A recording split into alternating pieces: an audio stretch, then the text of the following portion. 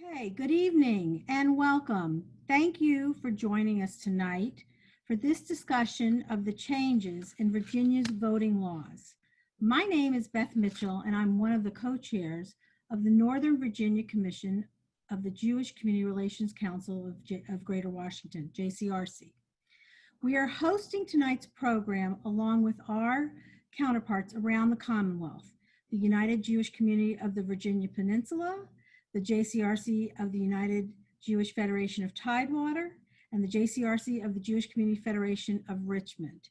Together, we are the public affairs and community relations voices of the organized Jewish community, representing tens of thousands of families and individuals throughout Virginia. Through legislative advocacy and grassroots mobilization, we work to strengthen our communities. We also engage in intergroup and interfaith work and educational outreach initiatives, working in the schools to educate children, as well as providing Holocaust education and awareness for all ages. This past session, the Virginia General Assembly made numerous changes to the laws to provide voters and with opportunities to cast their ballots, including allowing no excuse absentee voting, establishing an absentee voter list, extending the time when military and overseas absentee ballots can be received, allowing localities to create voter satellite offices, as well as supporting absentee voting and repealing photo ID requirements and more. Tonight's program will explain the changes to the election laws and your options for voting this November. We are here to encourage everyone to participate in the democratic process and to make your voices heard by casting your ballot, not to endorse any candidates. We are here to inform you of the changes before the November election, not to discuss the merits of these new laws. On behalf of the Virginia Jewish communities, I want to thank you all for joining us and remind you that your microphones will be muted throughout tonight's program.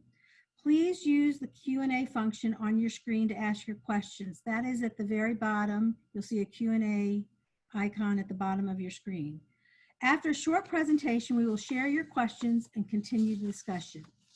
Thank you to tonight's speakers, Delegates Simon and Carrie Coyner, for joining us and helping us to understand the changes in Virginia's voting laws. Thank you also, greatly thank you, to the JCRC professional staff that put this evening's program together. Megan Zuckerman from Tidewater, David Cohen from Richmond, Richard Gordon from the Peninsula, and Vicki Fishman from Northern Virginia. I now turn the program over to Richard Samet from Richmond to introduce tonight's panelists. Richard? Thank you, Beth. I'm very glad to be here with you this evening to hear about these important legislative changes as we head into this incredibly important election season. My name is Richard Samet. I'm the chair of the Government and Legislative Affairs Subcommittee of the JCRC, of the Jewish Community Federation of Richmond, and it is my pleasure to introduce our two guests, Delegate Simon and Delegate Carrie Coyner. Delegate Simon is a resident of, he is an attorney and a business owner and entered into private practice after serving in the U.S. Army Judge Advocate General's Corps from 2000 to 2003. He represents the city of Falls Church, part of Fairfax County, and part of Fairfax County in the Virginia House of Delegates. He is the vice chair of the Privileges and Elections, or P&E Committee, and he is a chair of a number of subcommittees, including the P&E Constitutional Amendments Subcommittee and the Privileges and Elections Redistricting Committee. Delegate Coyner is a resident of Chesterfield County and lives there with her husband and their 3 children. She was elected to her first term as a delegate in 2019 after serving 8 years on the Chesterfield County School Board. She is the owner and founder of Rudy Coyner Attorneys at Law and has practiced business and real estate law for almost 15 years. Delegate Coyner represents parts of the city of Hopewell, Chesterfield County, and Prince George County in the House of Delegates. She serves on public safety and counties, cities, I have the worst time with that one, and towns committees. That's one committee, county, cities, and town committee. Thank you again, both of you, for joining us this evening. And if Delegate Simon, if you're ready, would you be so kind as to start us off with an update of what you think are the most important changes in the voting laws that we should be aware of? Absolutely, and thank you guys for having me here today. I appreciate the opportunity to address the JCRC. It's always my pleasure to do that. And I want to thank Missy Wesolowski for putting this panel together, I think. You picked my absolute favorite Republican to share the stage with. And I'm sure Carrie thinks I say that to all the Republicans, but she is. All right, hold on one second. You gotta go left at this light. Okay. All right, I'm sorry, guys. My daughter is driving me home, and she just went the absolute wrong way. So I'm sorry about that. She's 17, but she's doing great. So with that, let me talk to you guys a little bit about voting laws. Virginia's got, unfortunately, not a great history with voting laws. Right? So we're gonna have to stop and just have to wait. So Virginia's got not a great history with voting in general. Virginia was one of the more difficult states for people of color to vote in for years and years and years. We have a history of having voter registrars conduct voter registration in their homes in the right neighborhoods where everybody sort of had to know where to go. So we've come a long way since then. And one of the things we did this year, although a lot of our former practices that we did are now outlawed, we actually took those laws off the books. And so those things, that was a Lionel Sproul bill. It takes some of these Jim Crow era restrictions on voting, things like the poll tax and so forth, and actually eliminate those from the books. The other thing we did is we sort of changed up our basic premise and said we want as many people to vote as possible. As opposed to the other way around. We're not guarding against, obviously we're concerned about fraud and we want things to go well, and we want only people that are entitled to vote, but we start with the presumption that we want to make voting easier. And I think Carrie's going to talk a little bit about one of the bills that she supported, which was to allow people to vote absentee for any reason. But generally speaking, we looked at things and we went for the presumption that people are generally working and trying to do the right thing by participating in voting. And so we got rid of the photo ID requirement for voting, for instance. We still have a requirement, and we'd like everybody to show up with a photo ID, but if for some reason you can't, we don't deny you the right to vote. We give you some options to be able to vote, including signing an affidavit that says you are, in fact, the person who's registered to vote and the person who's named on the ballot, or provide whatever ID you can. And so we've sort of gone back to a few years for that because we just haven't found any evidence of people trying to commit in-person voter impersonation. We're moving towards, there's been a lot of talk this year in particular about vote by mail. And we've actually anticipated that even before the pandemic. And we've gone ahead and started the process of allowing people to vote absentee and put themselves on a permanent list. Skylar Van Valkenburg has a list as a bill will allow folks to put themselves on a permanent absentee list. It's kind of like vote by mail. We're not taking away the option at the polling place, but for folks that live overseas and work overseas, instead of having to request an absentee ballot for every election or even every year, you can just say to your registrar, look, I'm voting absentee, mail me a ballot, an absentee ballot until further notice. And that's a permanent absentee list. So we're working on doing some things like that. We've also we've got some things coming up in the special session that we are fast tracking that we thought about doing before that we'll be doing on a little bit quicker basis now, including things like drop boxes, right? So one of the things that we've had a huge, I think we've had over 100,000 ballots, absentee ballots requested already, and it's only August. So a huge interest, an uptick in interest in people wanting to vote absentee by mail. I suspect that a lot of those folks figured they better go ahead and ask for their absentee ballot while they could, but then may change their mind and decide they want to vote in person.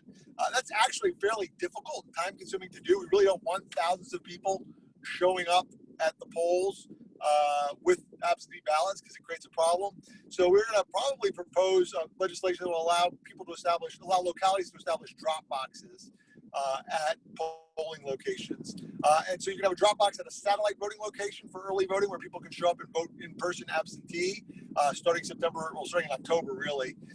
And also at every polling place, if the locality wants to, they can put a drop box at every polling place so people can turn in their absentee ballots there. Again, we've gone towards the idea that election day is not just sort of a one-day event. You better show up or else. We've tried to make it easy for people to get absentee ballots and return them. And we don't necessarily trust the mail. Unfortunately, that's it just is what it is. And people don't have a lot of confidence right now in the Postal Service's ability to get those ballots returned. So those are sort of the highlights. I know there's probably some other bills that I'm supposed to talk about that I've missed. I'm sure one of the moderators will ask specific questions and I can talk about some of those things. But those are some of the big highlights. It was a really big year for privileges and elections. And a lot of these things, have been thought about and tried for a long time. But this was sort of the first year we got some good traction on that. And so with that, I'm happy to answer moderator questions or audience questions, or if we're turning it over to Carrie, we can do that. Delegate Simon, thank you so much for that update. And Delegate Coyner, thank you again for being here. We now turn to you for some additional updates, and particularly as they pertain to no-fault absentee voting. So please welcome Delegate Coyner. Well, good evening, and thank you all for this opportunity to be with you, and thank you to Delegate Simon for his kind words. As a freshman delegate, I sought out folks who seem like they know the most, and he either does know the most or he fakes it really well. So I sought out his help, just in understanding process. So it's great when delegates on both sides of the aisle are willing to help those of us who are freshmen learn the ropes and how the process works. I'm excited to be able to share with you all about the ways that we made it easier for folks to vote early. Absentee voting is going to be so important to so many people this year. And so I'm thankful that we moved forward with legislation that made that easier. So as I go through and sort of provide some changes to the laws, you can find all of this information on the Virginia Department of Elections website. I did call the commissioner this past week because I've had a lot of emails and phone calls from constituents about how they vote early, where they have to go, what they have to provide. And so as I was directing them to the website, it became obvious that the wording on the website is a little more complicated than some of our citizens are able to understand. So they did let me know, and you all should look out for in September, some of the COVID CARES Act funding the governor directed to the Department of Elections so that they could use it for easier to understand marketing materials for voting. So about mid-September, you should start to see some of that pushed out, and he assures me it is going to be an easier language and some more pictures and things to walk people through it. So as Delegate Simon said, one of the big things is removing of the requirement for an ID that applies for if you go in person to vote absentee or if you show up on election day. I'm pretty young, and we had, when I started voting, you could bring other forms of ID other than something with a photo. And so I think we've made it easier for folks to be able to vote early, absentee, or in person and provide proof of who you are without having to have a driver's license, especially for our elderly and for folks who have just moved here with our issues with DMV, having to have appointments during COVID. It's going to be critical for this election. Also, the changes, you used to have to fill out a form and state an excuse to vote absentee. And now there is no longer an excuse required. You have the right to cast your absentee ballot, and that will start 45 days before Election Day.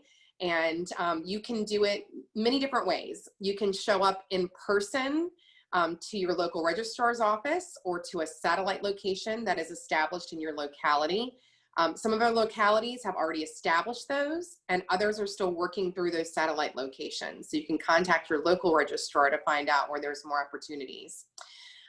We also had changes in the law. The deadline to apply for an absentee went from a week before Election Day to 11 days before Election Day.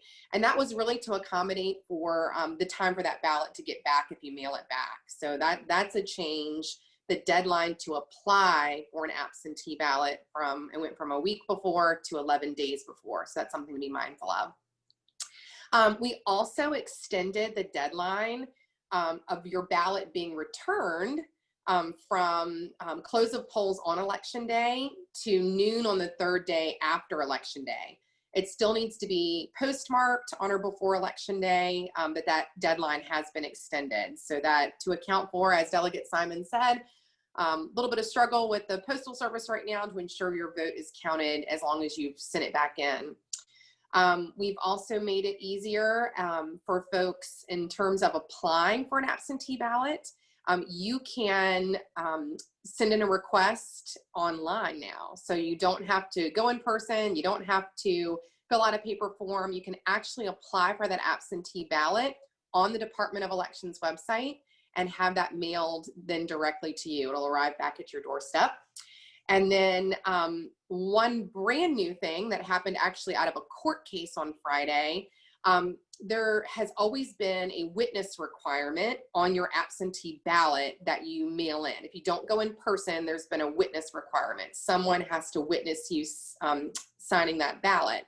On Friday, the court determined that if you are concerned for your safety of having a witness during COVID, that you do not have to have that witness requirement. So my assumption is there'll be a box for you to check that you didn't have a witness because of that. So that's going to make it a little easier for folks who are concerned, especially our higher risk elderly or those with immune compromised systems, that they don't want to be around other people. It will eliminate the need for them to have a witness because of COVID. So those are some of the major changes that have taken place. I would encourage you all as an organization to maybe perhaps practice some phone scripts of walking elderly people through the absentee ballot process. I took a great training last week on phone scripts and how we help people, because for most people in our community, especially those who are older, going in person on Election Day is what they've always done. They don't know any different, and it can be a bit overwhelming to figure out this new process and to feel certain that their vote is going to count if they don't show up in person. So I'm working really hard. I have a large number of older people in our community who have been very fearful of going out with COVID. And so we're going to work really hard to reach out to all of them, kind of go through a phone script explaining all the different ways that their ballot can be cast without fear of being in person for COVID concerns. So with that, I'm happy to turn it back over to folks, and we'll be open to questions later as well.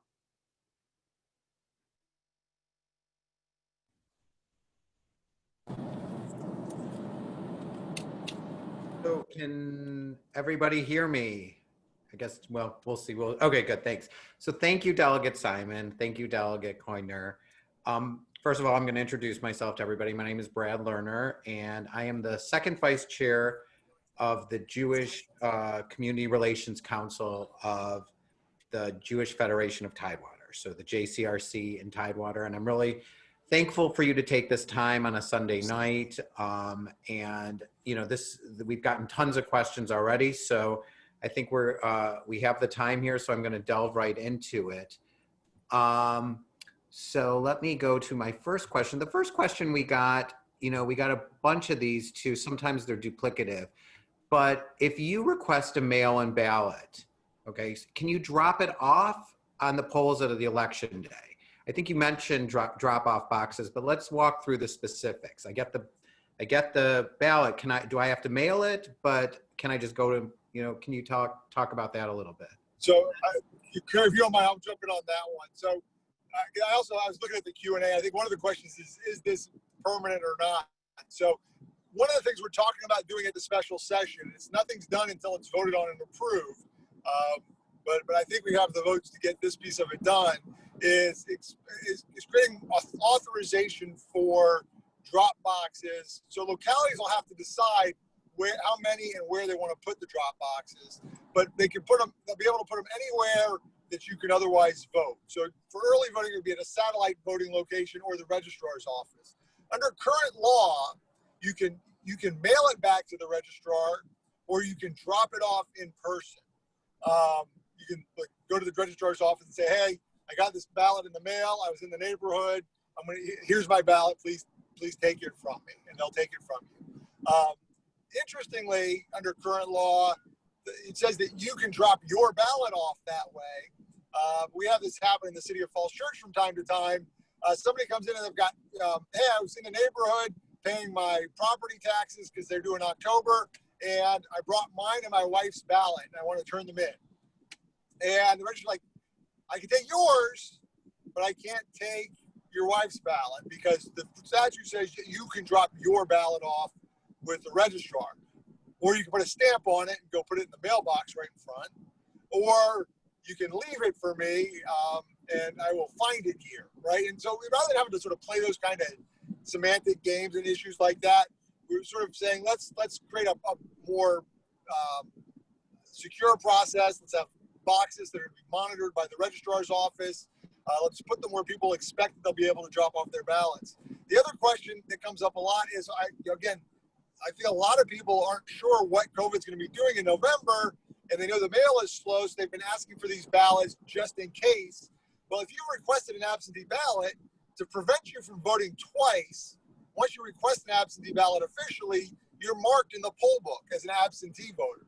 Right now, if somebody shows up and says, I'm Carrie Coyner and I'm here to vote, they look at the poll book, but well, wait a second, Carrie Coyner requested an absentee ballot. Are you trying to vote twice? And so you can present your ballot, you can bring your ballot with you, and there's a process they can go through where they can destroy your ballot and let you, your absentee ballot, and let you cast an in-person ballot. If you don't have it with you, you can sign an affidavit that says it was lost or destroyed. But that's all very time consuming. And we expect election day this year, especially, even with all the people voting in person, it's going to be a pretty busy time. So the idea behind the drop box is get them wherever people expect to be able to vote. And it's fairly the reason we're in a hurry to get this piece of it done, it's actually being done through an appropriation act. We've got CARES Act money that's been designated for helping us safely conduct the election. That's going to be appropriated through an appropriations bill, which is going to include some of these new authorities, and also ask the State Board of Election to promulgate regulations to ensure that it's done safely and securely. That all needs to happen within the next week or two, because early absentee voting in Virginia starts on September 18th. So we'll know for sure what exactly is passed in the next 10 days or so, 10 to 14 days. So this is still happening, right? It's not completely settled. What you're talking about is still prospective a little bit. We have a procedure currently for absentee ballots, but we're hoping to make it easier, is what I think. Yeah, that is more succinctly said. That's right. Okay. And did you have anything to add, Delegate Coyner? Because I think this is so important. We got a lot of questions. People want, they may change their mind. They may want to vote in person. It's a great point. Did you have any perspective on that beyond? That's part of what I've been putting together with a phone script for older folks, especially. I say, ask for your absentee ballot because they're afraid to go out. They don't know what COVID will be like. But reminding them, if you choose to show up in person, you have to bring that absentee ballot with you if you choose to do that. So really trying to educate people. A lot of folks don't realize that that's the case. They don't pay a whole lot of attention to that form when they get it that clearly tells you that's what you have to do. So we're spending a lot of time educating folks and hoping other organizations throughout the state who care about elections and everybody having their vote cast will help with that as well. Yeah, I know that I personally one time was going to be out of town even before COVID, and instead of doing the absentee, I went there, and there's a process, but it's very time consuming, as you mentioned, Delegate Simon. So we have to, it'll be interesting to see if we can streamline that if people have confusion or change it. So I'm going to pivot to another question. This one we got, are there any laws about harvesting ballots, which as I understand is a term of art, it sounds much scarier, but it's about third-party individuals collecting ballots. So could you speak to that and the laws and sort of thoughts on that, either of you? Well, as I was saying earlier, right now the current law is that if you've got an absentee ballot, you can turn yours in, right? And so the husband and wife example is the same thing. You can't show up at the registrar's office with a bundle of ballots and say, hey, here they are. I don't know that we have a specific prohibition that says you can't, bring them in on behalf of another. I'm not aware of any statute that's an anti-harvesting. Maybe Carrie knows, but I'm not aware that that's been a problem in Virginia per se. So I don't know if there's any laws that really, frankly, related to it at this point. Okay, great. Here's another question for both of you or either of you. Can you describe when and how mail-in votes will be processed and how that relates to the general election? I think maybe people feel like theirs won't count or something, or they count less, or what do you guys think about that in terms of how, if we're gonna have more this year? It counts if it gets there, and we've extended the deadline for when it can get there. So there's actually more time than you've ever had from when you mail in your ballot, and it still counts. So that will still be there and in place. And actually, in years past, if you had sent in your ballot and there was some error on it whereby your ballot wouldn't count, we actually gave our registrars like 90 days or some crazy amount of days to notify your ballot didn't count in order for you to send it back corrected, which meant your vote didn't count with that deadline. So we've shortened that to require the registrar, as soon as that ballot is cast, if there's a problem with it, a much shorter period of time. I believe it's 3 days. Delegate Simon can correct me if I'm wrong. I think it's 3 days they have to then communicate back to you the problem with your ballot. So that's another incentive to get your ballot in early if you choose to vote absentee, so that if there's a problem with your ballot, there's plenty of time for your registrar to communicate with you. So the only thing I'll add to what Carrie said, as far as the process goes, is we changed the law a few years ago. It used to be that all the absentee ballots came in, and then you had to wait until the polls closed and open them up and start counting them. We changed the law a few years ago, I think after Mark Herring's election, because that became a big issue with this very, very close race. And so the registrars and the boards of election are allowed to begin tabulating the absentee ballots as they come in, so that now they can't release any of the results, right? We're not trying to influence, let anybody know who's ahead, who's behind, or anything like that. But they can start processing and counting and running them through the machines and stuff early. Typically what that's meant in the last few years is that on the morning of election day, they start opening the envelopes and feeding them through the machine. I suspect that given the volume that we're going to have this year, that you could have those ballots start being counted days ahead of time. We've also gone ahead and given money, I think, to registrars to make sure they have high capacity voting machines at their central absentee, what they call the CAB, the central absentee ballot processing place, so that they can, we have big machines we use for recounts and things.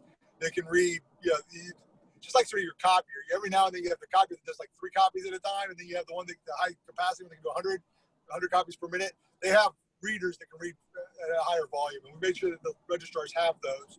So the idea is, and this is going to be key, that the registrars will start counting the absentee ballots they've got, and they'll be able to release the results of what they've counted so far after the polls close on election night. I'll give you the example. In Falls Church, I've spoken to my registrar and my Board of Elections, and they anticipate about 2/3, 60% to 2/3 voting early, one way or another, whether it's early in person or early by mail. But we also have this new law that says that the ballot can come, if it's postmarked by election day and it arrives for up to 3 more days, we can keep counting it. If they were to withhold all the absentee ballots till 3 days after the election, the results would likely change significantly. And so I think what we're... Oh, wait, I think we got you cut off a little bit. Are you hearing him? Oh, there you go. No. Do you hear me now? Yeah, now I can hear you. Sorry. Yeah. So anyway, we're encouraging folks to count their ballots. All right, now I think you are breaking up a little bit. So Like we're having a cab little... A and a cab B, central absentee balloting for the stuff that's arrived by 7. All right, well, I think he's going through like a little bit of a patch there, but I think what I'll take, I'll do a little summary. Go ahead, go to the next question. Yeah. Oh, okay, yeah. I was just going to say, but I would summarize a little bit because I think it's super important. There's, we have all these biases for years. I think what I heard you is these will absolutely be counted. they actually will be counted before, not like sort of like, oh, I won't get, if there's a landslide, my vote just goes in the trash. They're going to be counted. They're going to be counted early and significantly, and you're planning for the deluge. In other words, the state that these are going to be reported on in the right order. So that's very comforting for those of us who've never done a mail-in before. All right, so next question that's sort of related. You know, the youth vote so important. So somebody asked, I was wondering what you suggest for college students. When they register, do they put their school address, their home address? Could either of you walk us through that? You know, I think that's a really good question. I can tell you what I tell folks in my community, which is, you know, you're registered to vote where your address you have on there, that's where they're going to send it back to. And I encourage students to make sure that they're coordinating with whatever that address is. Some want to permanently change their address and some others do not. But I've had so many students who forget to change their address because they move a lot. College age students aren't staying in the same place all the time. And so with COVID, we know that some of our universities may end up shutting down or kids may have to go home. So I've encouraged my college students to use their home address where they know they're going to be in case their university or their apartment, wherever it is, they need to vacate and leave and go home where mom and dad are going to support them. So that's what advice I've given. And in COVID, Delegate Simon may have other advice they've given to constituents in their community, in his community. No, I think that's right. I'm gonna, if you guys just indulge me for 1 minute, I want to tell you guys an amusing anecdote about college voting. So in 2017, David Bulova's daughter, Josie Bulova, was attending Christopher Newport University in Newport News. And she voted absentee so that she could vote at home for her dad in Fairfax. But she lived in Shelley Simon's district. And Shelley Simon's, as you may remember, lost that 2017 election. Oh, she lost it in a poll from a bowl. And when I mentioned that to her, she's like, why is everybody looking at me like it's my fault? And her dad looked at her and said, it kind of is. So at any rate, you know, college students make a decision, I think, sometimes to vote whatever community they feel closest to. I know for some college students, they feel, particularly by their junior or senior year, they feel they want to be civically engaged with the university community where they live, and they'd like to participate there. I know some still feel more connected to their place where they grew up and where their folks and their parents are active in politics. So that's obviously up to them as to where they want to stay, where they want to register and vote. Sometimes it's more strategic. They want to see where's their vote going to be more meaningful. But I think that Carrie's advice is sound this year in particular. If you want to make sure your presidential vote gets cast, get it to your home address where you know you'll have access to, whether you have access to it because your parents can forward it to you or because you may be back there after some sort of shutdown. So good advice from both delegates. Let's try and maybe use the home address for those of you who asked that. All right, so we got a question from Toby, which actually happened to me too. My husband and I received ballot request forms, but we didn't ask for them. I think I got a bogus something in the mail too, like a few weeks ago. What is your knowledge about this, and is this just a distraction, or what is that about? Could either of you? So I got one of those, and I posted it on Twitter, and I think CNN used it in the story that they did about it, my Twitter post. So there are very helpful organizations that are very concerned. They're not the Democratic Party. It wasn't the Democratic Party of Virginia that did it, but although there are folks that are sympathetic to some Democratic causes, and they're trying to help us. And so in their very well-intentioned way, they wanted to make it easy for people to figure out how to vote by mail. They sent them these applications. All they had to do was mail them back to the address. They'd already included a postage prepaid envelope and everything. The problem was the envelope was pointing to the wrong place. My Fairfax County ballot would have gone to Fairfax City and would have caused problems for the registrar. So there's nothing nefarious. I think everybody who's involved in that is well-intentioned and just wants to help make voting more accessible. But there are much easier ways. I wouldn't respond necessarily to anything you get in the mail. As far as that goes, Virginia is not one of those states where we're mailing everyone an absentee ballot. We're not one that's mailing everybody an application. We've not made the decision to do that in Virginia. These are just helpful folks that think they're doing a good thing. And I would just ignore them and go through regular channels. Right. Be vigilant on your mail, in other words, right? Because we all are, whether it's good intention or not, it looked very odd. So I think we just have to, like everything else in life, ask if you're not sure, but you know, that's good. Thank you for that advice. So I got a question from Karen that's related to what you said. What about postage on a return ballot? I know is that going to be prepaid, or what is that when you do the official mail-in ballot? That's one of the governor's proposals that he put out. One of the budget changes would be to go ahead and handle the postage. Right now, you do have to put your own postage on that. So he's proposing to have postage prepaid, so you won't have to do that. So that will be part of our special session. Okay. All right. I think that's a great idea. So let's hope that happens. Just one easier step, right? And all right, so here's a question from Rabbi Haber. Hi, Rabbi Haber. Did anyone consider making it easier to obtain a photo ID for those residents who do not currently have one? Maybe a home visit from the DMV or Zoom, or wouldn't that eliminate more fraud? It's an interesting idea. So yeah, so go ahead. So we just made it easier to get IDs in Virginia in our last session. Unfortunately, with COVID, our DMVs were shut down, and they already have a wait, as you know, if you've ever visited a DMV in Virginia. And so there's even more of a backlog. But again, just to reemphasize, you do not have to have a photo ID to vote this year. So you can bring, there's so many examples on the Department of Elections website. You can bring a utility bill with your name and address on it. You can bring a bank statement. You can bring your mortgage or your rental agreement. You can bring so many different things. You just need to have your name and address. So I would encourage people, if they are not able to obtain a photo ID prior to Election Day, look at that list. There are so many alternatives on there now. We made it so much easier to go vote without a photo. That's fabulous.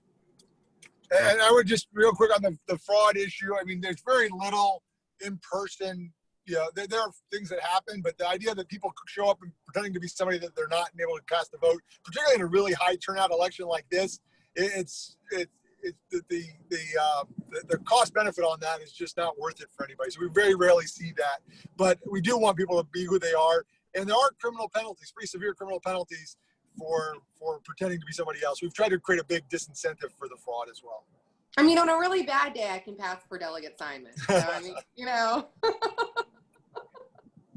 All right, well, this is good. And we're getting so many questions, which I love. I don't know if I love that or if that senses that everybody's sort of, we have like 70 some people on that are anxious and confused. So hopefully we're providing clarity. So one more time, how early can we vote? Is there, what is the? 45 days before Election Day. So September 18th, I believe that's the date. Delegate Simon, correct me if I'm wrong. September 18th is when you can do that. You can go in person to your local registrar or any satellite location that they have set up. You can apply online starting on that date for your absentee ballot, and they will mail it to you. You can fill out a paper form if someone's knocking doors and they happen to have absentee ballot applications, and you take one and you fill it out and you mail it in. All of those things start on that date. You can start the process. Got it. Got it. And is it possible to track your ballot to make sure it's received? Is that like in the, you know, how you can do that at the post office, or? You can, if you go to the post office, which if you're going to do that, you probably go to your registrar anyways and drop it off in person or a satellite location. But you can do return service requested. I would just drop it off if you're going to go to the post office and go through that. But there isn't a way right now to track your ballot otherwise if you mail it back in. And it doesn't seem like, though, with Amazon and even like when I order like food delivery, you know, I can watch my food like as it moves down the highway. It seems like we ought to be able to get there at some point. There's a bill for that. There's a bill for that, Delegate Simon. It feels like it would alleviate some of the anxiety. I think what I'm reading from a lot of the questions, people just want to make sure they're counted, they make sure they're doing it right. Even people who are not, you know, not used to this, they just want to, you know, make sure it's right. You know, Brad, one of the things that I would suggest for folks who are real nervous about mailing in a ballot, but are also very concerned about being around a large number of people with COVID, you can show up early in person on any one of those days. And if you call your local registrar and say, what's the lightest typical attended day that people come in to vote? They'll know and they'll tell you. And you can go into the registrar's office where there's hardly anyone in there most days and cast your absentee ballot in person. And so if you're real nervous about mailing that in, but you also are really nervous about election day and being around so many mass numbers of people, that's a great compromise for folks. And there's no excuse that you need to vote in person absentee early. You can go in person to your registrar or your satellite. So that's probably maybe a little bit more comfort zone for people who are just really nervous about it. That's great. And, you know, I'm learning so much too. I never even thought about going to the registrar. I was like, either go to my polling place or my mail-in. I didn't know there's this like third thing there and I love that because it's a good bridge. And they are open on Saturdays. They are required to have Saturday hours. So it's not just for weekday voting. You want to check your registrar. The last day to vote in person absentee is the Saturday before election day. So you can't show up on Monday before and cast your absentee ballot. You'll have to wait till election day or mail it in because it has to be postmarked, or you can drop it off. But to vote in person absentee, that Saturday right before election day is the last person to show up in person and do that at your registrar. But they do have Saturday hours as well. And you can change your mind, right? If you get the absentee, you hold on to it and you're just like, either I missed the deadlines or whatever, you bring it with you. And they destroy it. ID, and then you can vote in person. Right? That's correct. And you will still be counted. But pay attention to the Dropbox law changes that may happen. As Delegate Simon was saying, there's going to be discussion about drop boxes, and you would be able to show up and put your absentee ballot in that drop box instead. So that's not the case yet. So if you wanted to go ahead and know for certain today, what I just told you is for certain today, but drop boxes are like going to be on there. Right. You might see changes, but yours is foolproof. So yes. Yep. Now the more you know there. Oh my God, we have so many questions. All right. I mean, this is great. We're generating a lot. How are we doing on time here? Oh, we've got a little bit more time. Okay. So if you want to be an election officer on Yay! election day, yes. Let me see the person's name. Good for them. I don't have it here, but whoever it is, thank you. Would you have to request an absentee ballot? And what do you know any? If so, where can that be found? You know, do you know anything about being an election officer? That I tell everyone in my community, if they are volunteering in any capacity on election day, if you are going to be an election day officer, if you're going to work for a campaign, don't risk you not getting your vote in. Go ahead and take care of that absentee. You know, I have folks who have worked as election officers and the next person didn't show up and they were stuck because they didn't want to leave their spot volunteering, and well, you're getting paid, so you're working that day. So just make sure, why risk it? Go ahead and take care of that vote ahead of time. Okay, great. All right, another question that just came in. What is the special session going to conclude? So when will we have finality on some of these drops? Never. That's how it feels. Delegate Simon? So we are going to try and get the special session. Is a good question. Historically, I mean, there have been years where we don't ever adjourn the special session. The legislature retains some power that way. I think that the plan is to get this stuff underway, as I was saying, next week, because it doesn't work. There's just not enough lead time before the election to make these changes and get them implemented if we don't get this part of it finished by next week. So you'll know the special session, you don't need to wait for the end of the special session. You'll have a bill on this stuff that will pass or fail, but then we had to be amended and so forth. So I think the bill will drop on Monday. Probably telling Carrie something she doesn't know yet, but that's okay. And then we'll it'll go through the process in the House and the Senate, and then we'll have a conference committee. And I think all that will be done in about, like I said, the first week of September. We'll have some finality with that. Okay. All right. So stay tuned. But as envisioned going back, because I think this drop off is really going to be, that's sort of new, you know, the drop off boxes or drop off. Do you think that they'll be staffed, or is that something that'll just be like a box that's there, or do you have to bring anything when you do a drop off box as envisioned, or is it just like a regular mailbox type of thing? My assumption, it looks like Delegate Simon is frozen. Yeah, he's frozen. My assumption will be that our registrars will treat it like they do folks who drive up and vote. They send someone's out there anyways. So my assumption is they will have great hospitality and ensure that folks know where their ballots are going so they don't come inside. So They've always done a great job with folks who are in need of accessibility for disabilities. They always have someone outdoors in all the localities. I'm assuming they will do similar things there. So. Okay, great. So a community member is telling me state website states there will be tracking for absentee ballots, or is that something that you could speak to? I think you mentioned that you didn't think about that. All right, so we'll look into that one. I think that stay tuned on that because somebody said that that's being contemplated, one of the delegates.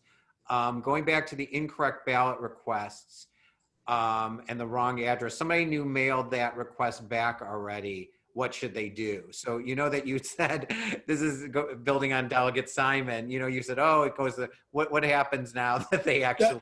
I mean, don't sweat it. I mean, I would follow up to make sure it's received. But Fairfax City receives Fairfax County things all the time. I mean, they're prepared to deal with that. And there's the group that sent them out has committed to defraying whatever costs there are for, you know, it's not just it's Fairfax City, Fairfax County. They also have a Richmond County, which is actually very far from Richmond City, that got mixed up as well. So, but they're working with the localities to make sure that the people that receive them know how to forward them on. And so it shouldn't be a problem, but I would call to follow up to make sure that my request has been received. And you can also, if you have internet access and you're worried about that, go ahead and apply for the absentee ballot online, and you're only going to be sent one.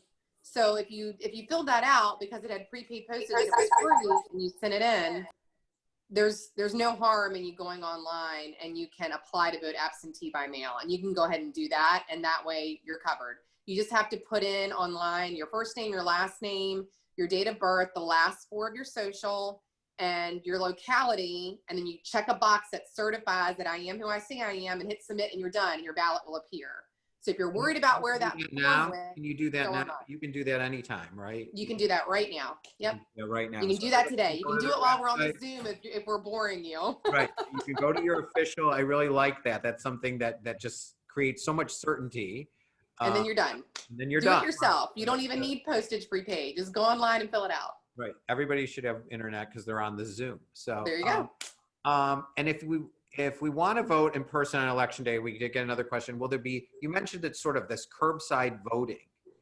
I'm not familiar with it. Is that something that's being contemplated, curbside voting?